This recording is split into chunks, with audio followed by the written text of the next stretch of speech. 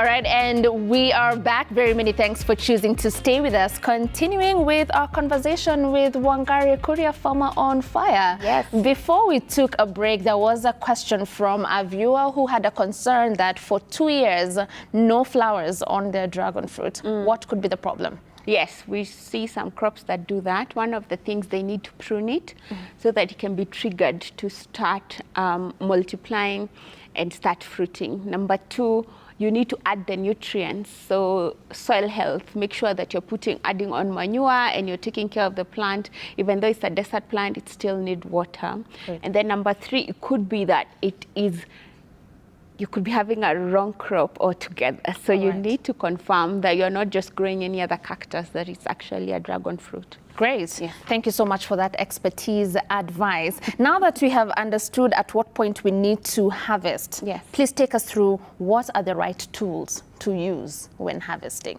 Yes, so when harvesting, don't just twist the fruit and pull.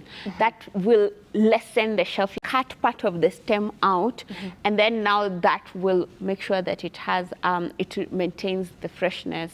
And obviously observe farm hygiene, because we want to be responsible people who are also taking care of our consumers as well. All right. Yes. There's this tendency we have, if I'm growing fruits at home, nataka kuharvest, nitenda nifinye, iko sawa.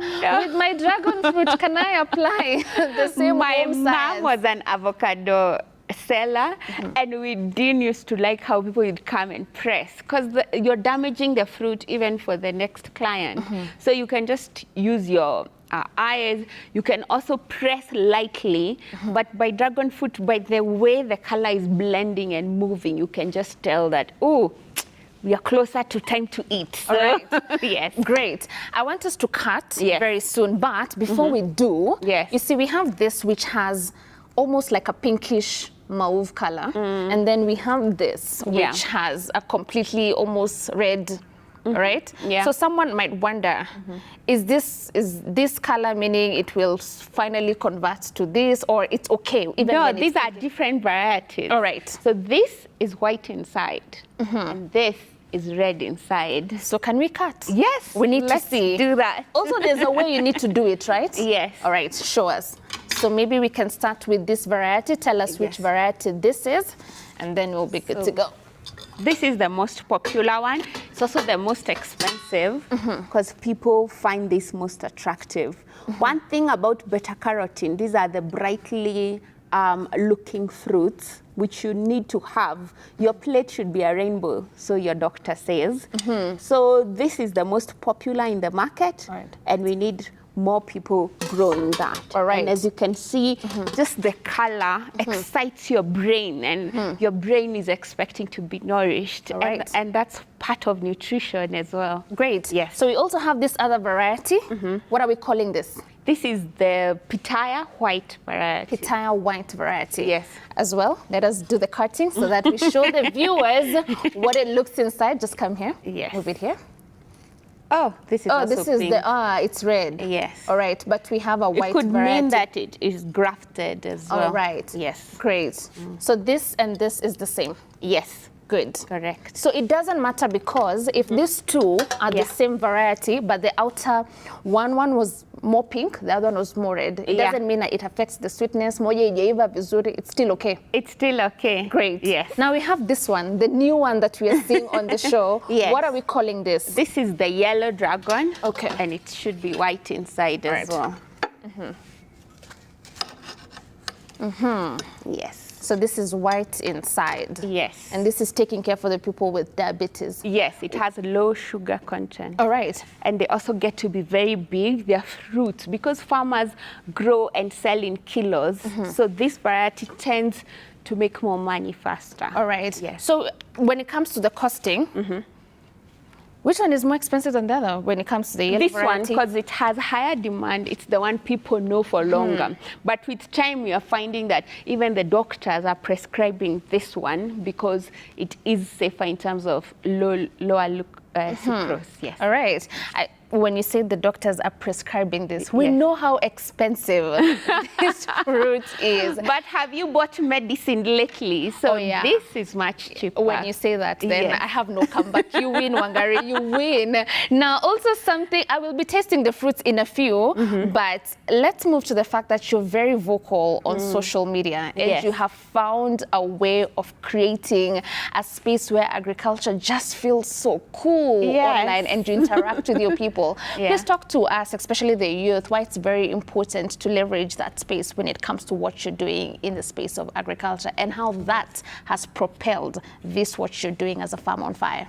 Yes, so the idea is observing how there is high unemployment rate in our country, in our continent. People are feeling the desperation. Mental health is on the high because people have gone to school, they've done what they needed to do, yet it is not translating into an income, and they're of that age where they need to start making money. So for me, I see agriculture as a low-entry job, low-entry industry. The only thing that is stopping us is that we have this culture and beliefs in our mind that it is not, you know, it is not trendy enough. And for me, I'm like, don't worry, you make your money, then go shower and, you know, do your IG.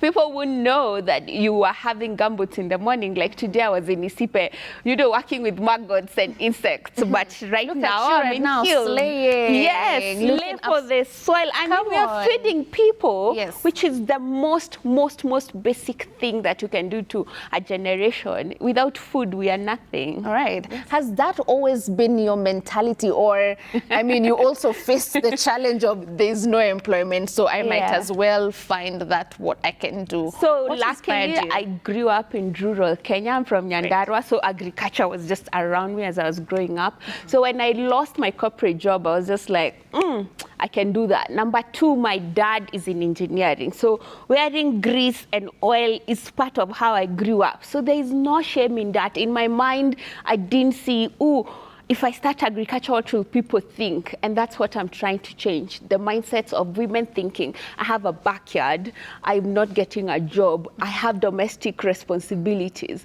but how can I still make money while taking care of my children, while taking care of my house? And those are solutions that I come with, things like mushroom farming, dragon fruit farming, thinking of agriculture in a different way. Don't just think about maize and beans. Let us bring the money. Let us bring the excitement into farming. While at it, let us talk about the role, the very critical role that women play in the agricultural system. Being a woman that is taking up a lot of space in agriculture, expound that for us so that also the women who are watching back at home can see why they need to find a space in this table. Yes. So agriculture is kind of, I mean, women are very marginalized in our society because we're in a patriarchal society. However, we find that the people who are actually doing the work in the farms, if you go to Muranga, the people picking the tea most are the women. If you just are going into a rural area and you look out the window, you'll find it's the women weeding and taking care of the farms in the name of farming. You know, agricultural chores and domestic chores is one job. However, there is one that can actually make money, but women seem to kind of mix it all up, and it's kind of for the propagation and the world of the family. Now, but we are saying that women need to be bold, need to think of it as an income-generating activity. I mean, we are the majority in the country. It is quite sad that we are not thinking, there is a whole population here that could increase our GDP, that could make our country better, that we will bring people who have been interacting with the soil for longer and possibly have solutions and innovations around agriculture can change to accommodate the woman's needs and maybe her height or her weight or things like that. We need to remember that women are the backbone of agriculture, and they are underrepresented. All right, very well said. Now, there's someone, as we wind up, there's someone who's watching right now, and you know, you do so much when it comes to dragon fruit farming, mushroom farming, teaching people about soil health. The Farm on Fire organization has a lot of great stuff that you're doing in the agricultural space. Someone wants to learn from you, wants to be mentored by you, wants to be trained by you. How do they get to reach you, and how how possible is that? We welcome everyone. We are very excited. We look forward to just passing on this fire and this excitement. It's not meant to stay with us. We want other people to realize their potential. They can find us on social media, Farmer on Fire, but of course our phone are 0720 448 250. So you can get on Facebook, DM us, and let us know what you need, and we'll be there. Great. Yes. Now, my very last question for you. I wish you could do this longer, but because of time, my very last question would be, what is a vision you have for the space of agriculture in Kenya? Tutafika wapi ndo uweze kusema, you know what guys, tumefika. We are doing that thing. There. We are there. You know, what is that? Where are we working to get? What does that space look for you? Tell us. For me, it's a vision where there is more equality in our society and we are more food secure. That you can find a dragon fruit with the mama mboga. As you're buying your skuma, you're getting your nutrition, your vitamin, you're getting your mushroom at 50 shillings a planet. The idea is to preach to as many people as possible. Do not worry about the market. We can always export. And we know these things are needed outside. So we need to stop limiting ourselves and coming from fear and thinking, oh, that business is hard. Everything is hard, but it's worthwhile. Great. So that this production is top tier, we say a very big thanks. Now, my parting shot for the day, being a day when we focus on horticulture, all your greens, we remind you, don't just wear your greens like I am. Please learn how to farm them and eat them as well. It's healthy. We'll see you again tomorrow as we talk about the coffee industry, that drink which more often than not you use it to fuel your mornings. Very many thanks for being with us today. My name is Violet Angina. Goodbye.